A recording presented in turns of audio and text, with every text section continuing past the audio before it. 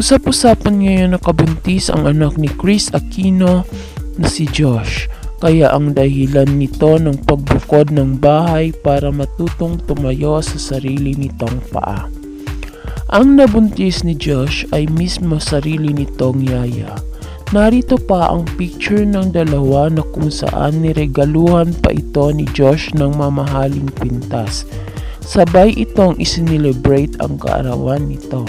Tanggap kaya ni Kris Aquino ang nabuntis ng anak?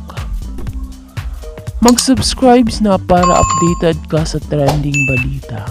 Narito ang pahayag ni Kris Aquino. Ayon sa kanya, nakabuntis ang kanyang anak na si Josh at masaya naman siya kung anuman ang ikasasaya ng anak nito.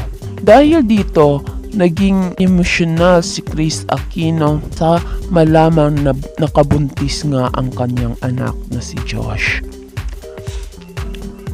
Di niya rin ito masisisi kung gusto na itong magkapamilya. Pati si Bimbi masaya na rin sa kanyang kuya na magkakababy na ito.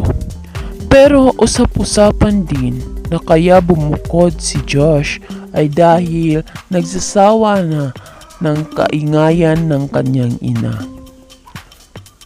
Ayon kay Kris, anuman ang magiging desisyon ni Josh ay susuportahan niya ito.